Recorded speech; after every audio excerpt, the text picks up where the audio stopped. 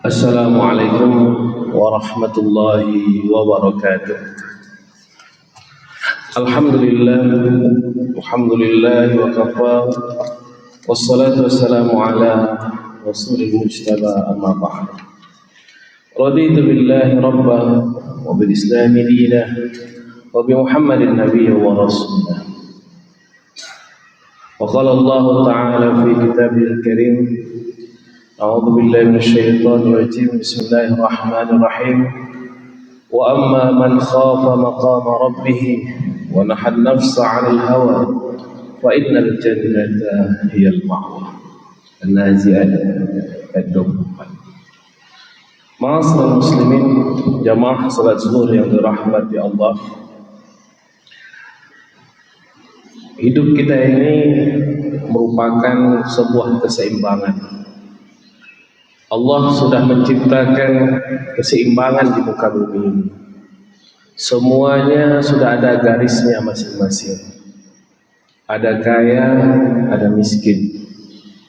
Ada sukses, ada gagal. Ada siang, ada malam.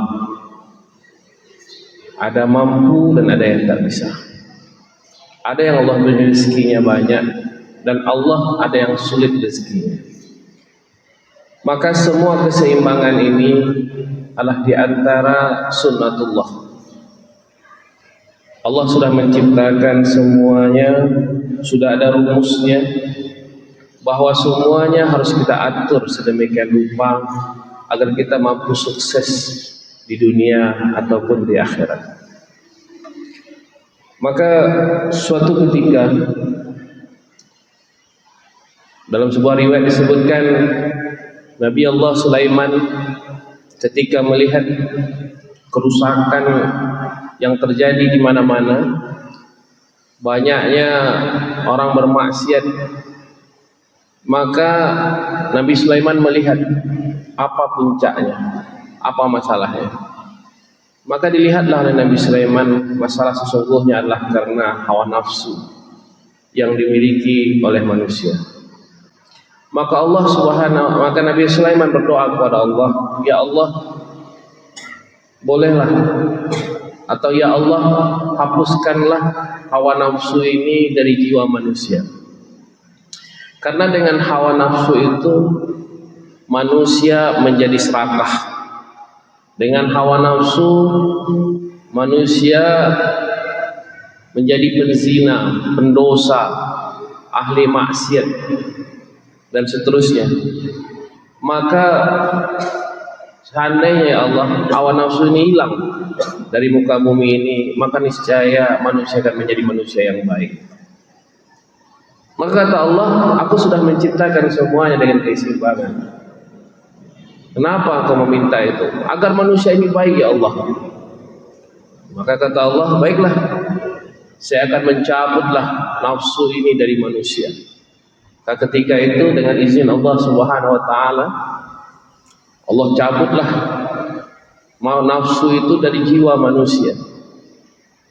Maka ketika Allah cabut nafsu itu dari jiwa manusia, maka semua orang berubah.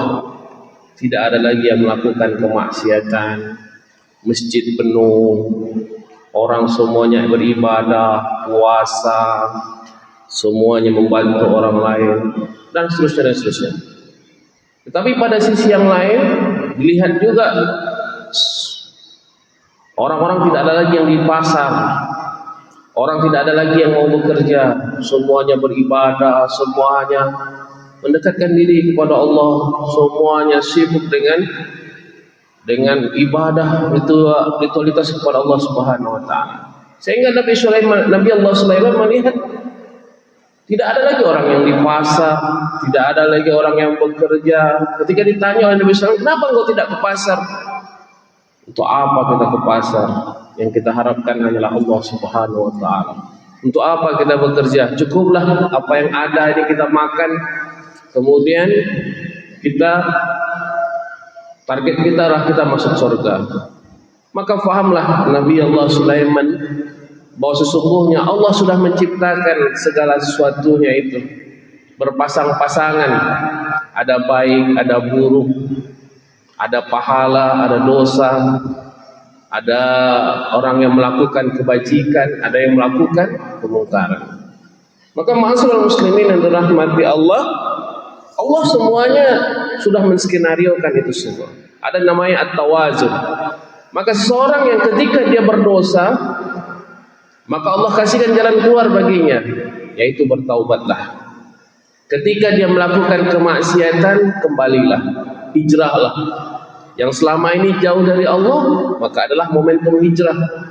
Tahun baru 1448 ini merubah diri kita menjadi lebih baik, merubah menjadi orang yang lebih mulia, merubah diri kita menjadi orang yang lebih mengedepankan kebajikan daripada hawa nafsu gitu.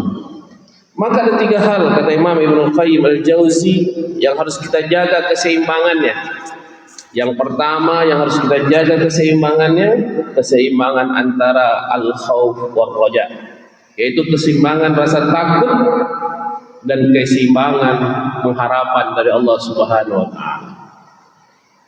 Keseimbangan antara rasa takut, maka orang yang punya rasa takut kepada Allah, wa man khafa maqama rabbih wa nahan nafsa 'anil hawa fa innal jannata hiyal ma'wa.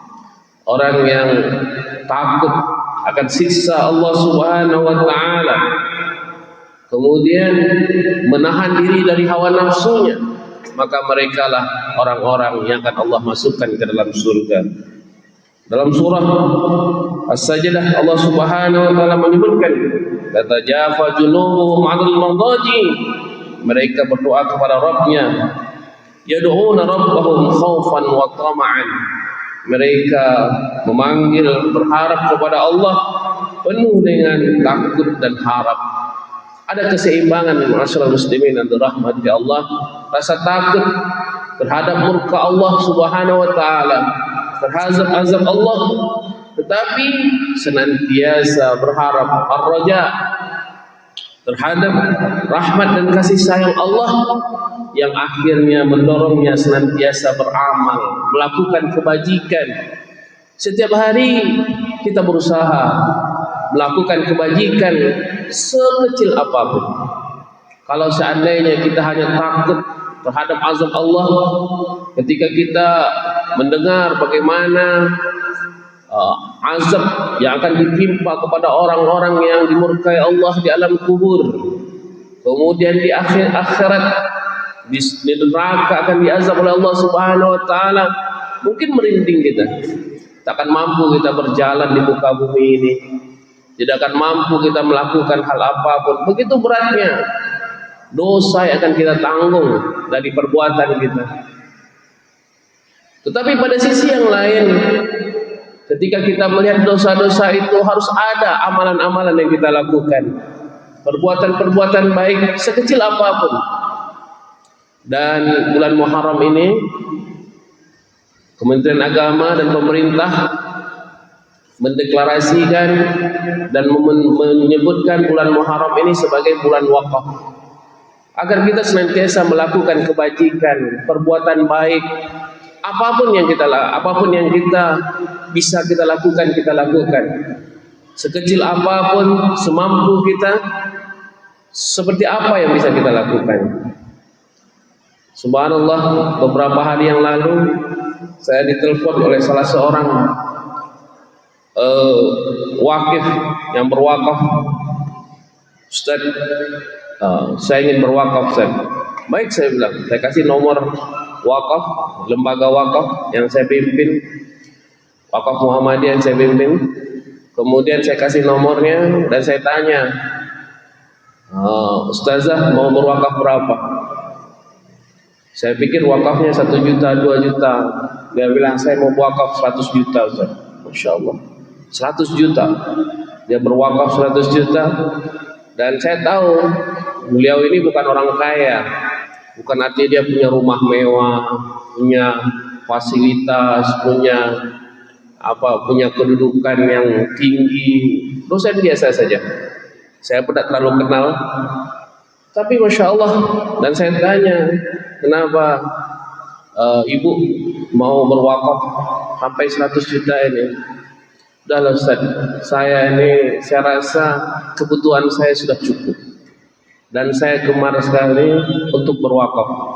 Kebetulan kita ingin membangun rumah sakit Muhammadiyah insyaallah di belakang Umri, sedang proses pembebasan lahan sekarang.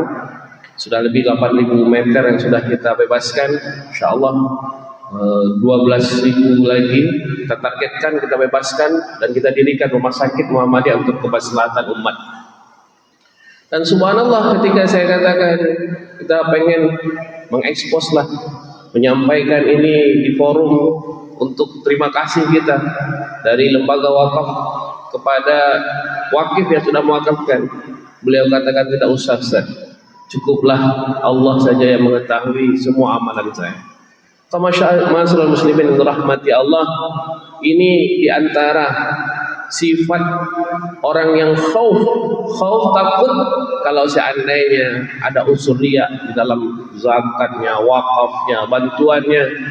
Dan yang diharapkan hanyalah kasih sayang dari Allah Subhanahu wa taala, tidak popularitas, tidak cari nama, tidak ingin dipuji orang, tidak ingin disebut-sebut sebagai orang yang melakukan kebajikan, orang yang berbuat pahala, orang yang membantu.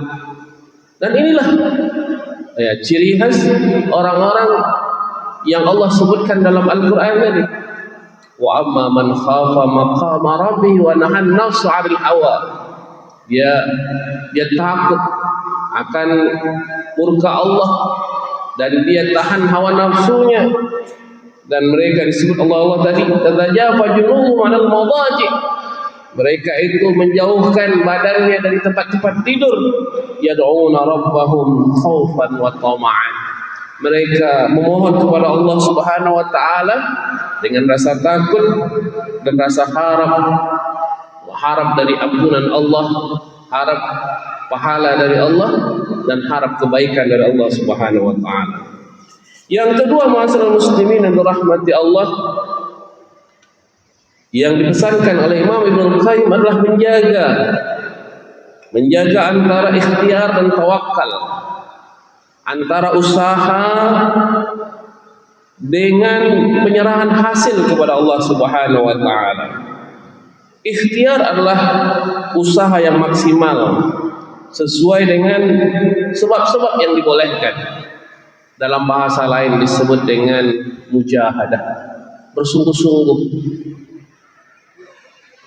Walladzina jahadu fina lanahdiyannahum subulana.